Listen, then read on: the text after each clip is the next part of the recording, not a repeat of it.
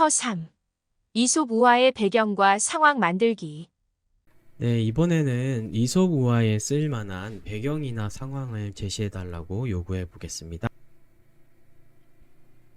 네, 그랬더니 10가지의 배경을 알려줬는데요. 농장, 숲, 강, 이런 것들을 제시해 줬습니다. 배경과 상황을 좀 구분하도록 한번 해보겠습니다. 이솝 우화에 쓸 만한 배경을 제시해 주세요. 그 배경에 어울리는 상황도 제시해 주세요. 자, 10가지로 다시 한번 요구해 보겠습니다.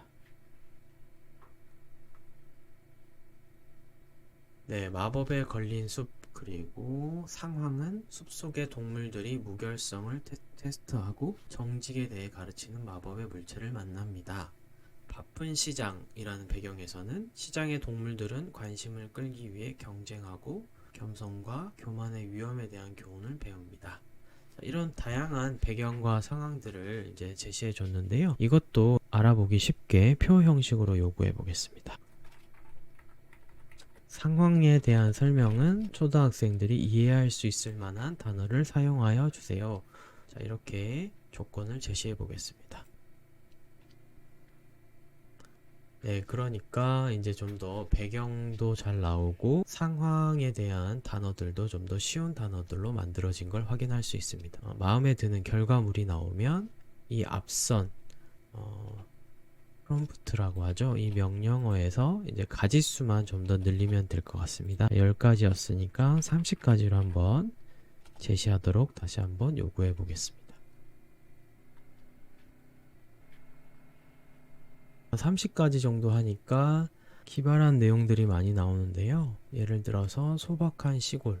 네, 시골의 동물들은 공동체 정원을 조직하고 근면과 인내의 가치를 이해합니다. 또는 마법에 걸린 폭포, 마법의 소원 우물, 그 다음에 장난꾸러기 요정 정원, 태양으로의 여행, 네, 이렇게 새로운 배경과 상황들을 제시해 주는 걸 확인할 수 있습니다. 챕터 4.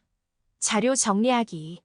이것들을 학생들한테 보기 쉽게 제시해 주기 위해서는요, 구글 독스라는 문서를 추천드립니다.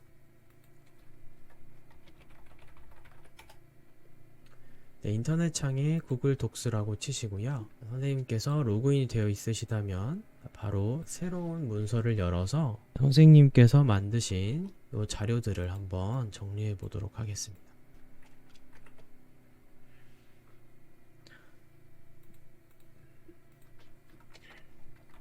네, 첫 번째 자료는 주제에 해당하는 거였죠. 네, 주제, 교훈. 자, 이것을 먼저 설정해 보도록 하겠습니다. 자, 이제 주제에 관한 내용들을 이제 제가 만들었었는데요. 자, 이걸 그대로 드래그해서 컨트롤 C, 컨트롤 V를 하면 표 형식으로 그대로 가져올 수 있습니다. 네, 컨트롤 V.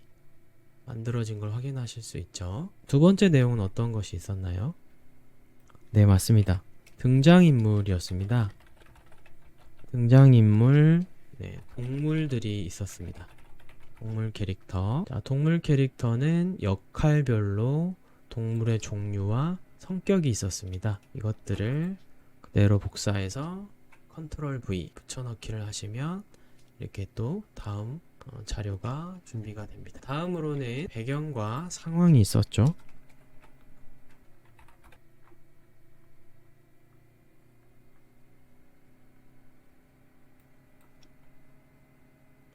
네, 배경과 상황을 복사해서 동일하게 붙여넣기를 합니다. 자, 이렇게 하시면 이 내용에 관한 것들이 이제 보일 텐데요. 주제와 교훈에 관한 것, 그 다음에 두 번째 등장인물에 관한 것, 세 번째 배경과 상황에 관한 것이었습니다. 제가 구글 독스를 추천드리는 이유 중에 하나는 왼쪽에 이렇게 자동으로 개요를 만들어 줍니다. 그래서 클릭만 하면은 그 첫 번째, 두 번째, 세 번째 챕터로 바로바로 넘어갈 수 있는 그런 개요가 작성이 되거든요. 그래서 학생들에게 줄 때는 여기 문서의 제목만 정해주시면 되겠습니다.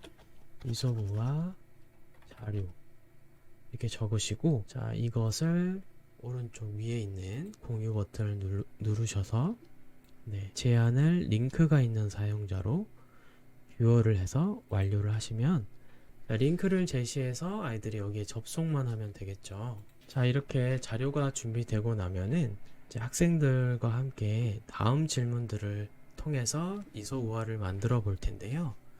먼저 챗 GPT에게 질문할 내용을 메모장에 한번 정리해 보도록 하겠습니다.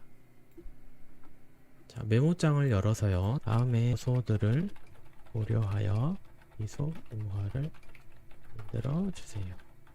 첫 번째 주제는 정직으로 다른 사람에게 진실을 말하고 진실되게 행동하기를 넣어 보겠습니다.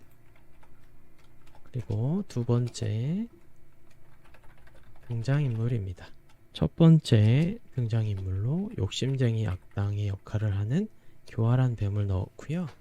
두 번째는 소심한 토끼, 소심하고 수줍은 토끼로 넣겠습니다. 그리고 세 번째로 참을성 있고 현명한 거북이를 넣겠습니다. 그 다음에 배경은 어떤 것들이 있을까요?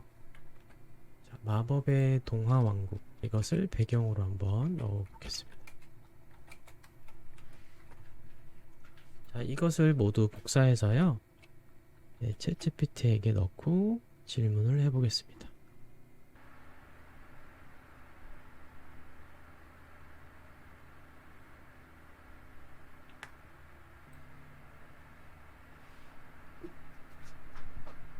이렇게 세 가지의 요소를 넣어서 이제 간단하게 동화를 만들어 봤는데요. 동화는 이제 선생님들이 학생들에게 들려줄 선생님의 예시 자료로 쓸 수가 있겠습니다. 물론 이제 처음에 만든 이 동화의 내용이 100% 완벽하진 않지만 여기에 중요 사건이라든지 사건의 전개라든지 이런 플롯 구성을 좀 더 구체적으로 넣어 주신다면 더 괜찮은 동화가 나올 거예요.